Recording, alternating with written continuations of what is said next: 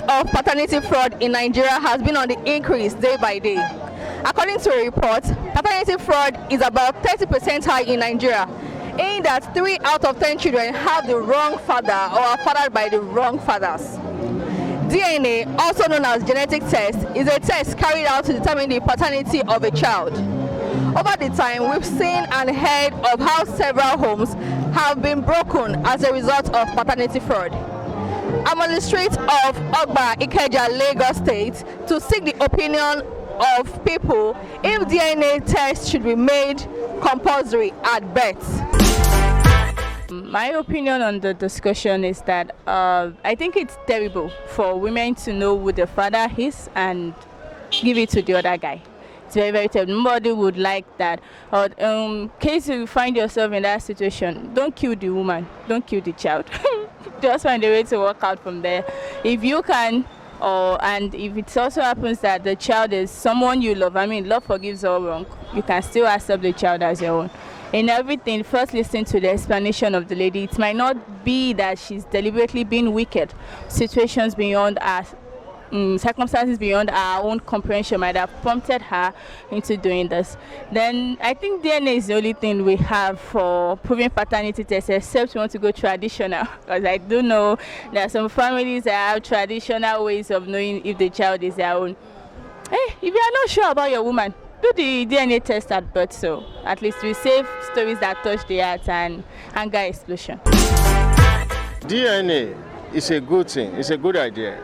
This is just a developing country. We can't standardize things the way it happened in diaspora. No, in Nigeria, if our government were back on that, it's going to affect so many homes. And there will be no affection between men and women in the country, because our women, they are hiding other some things to get money, which is very, very, very hard. But as you said, if governments should do that, if they implement that, it's going to affect our women negatively.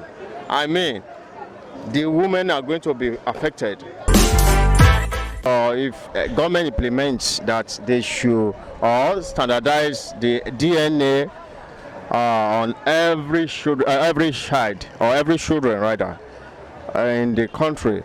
It means all the fraud being composed by women will be exposed. I feel for a man, when you are true to yourself, like when you don't jump around, people won't bring a child that is not yours to you. That is it. Then it goes further to the olden days when you have to be married before you give birth. Then for women that are promiscuous, I just feel the best thing to do is there are some men that calculate their wives' ovulation with them. So once you know all those things, I'm sure you won't fall into this. By you swapping someone's child to somebody else because maybe based on what you saw, maybe this man is not capable enough, or you feel that the other man is more richer, maybe more attractive, and so on, you decide to swap carry the baby to the other one. It is not something that is welcomable. Number one, that is when that thing happens, that is lack of trust. Because when the man discover, it can, number one, the man can have this lost trust in you. Then he will look at it that no woman is trustworthy. Secondly, the child has been denied his biological or father, love, yes. Which means the trauma may not leave the child. It's something that is not welcomable, and it is against the law. Even our Bible, as a Quran, maybe you are a Christian, it is not something that is a sin. A sin. So, to me, any man or any woman that does that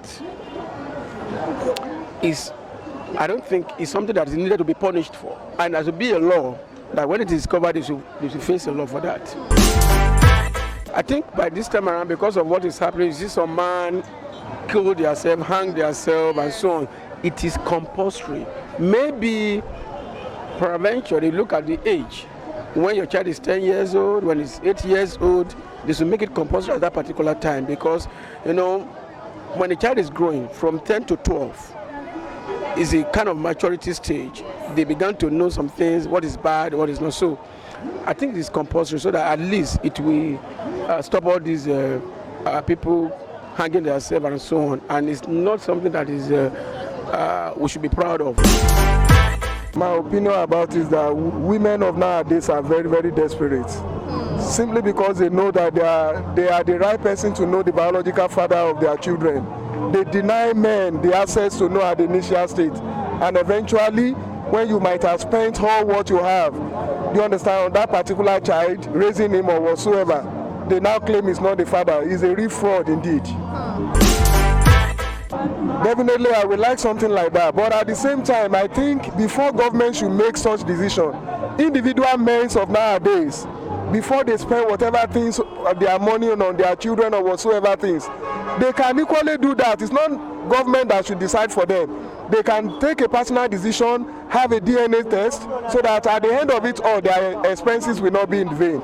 That is just my own opinion. Having heard the opinions of people in Ogba Ikeja, it is clear that paternity fraud is one of the major causes of divorce in Nigeria today. There is a call to the government or every relevant health institution to make DNA tests compulsory at birth to reduce or stop paternity fraud. My name is Atuanyaeme, reporting for PEN TV 24.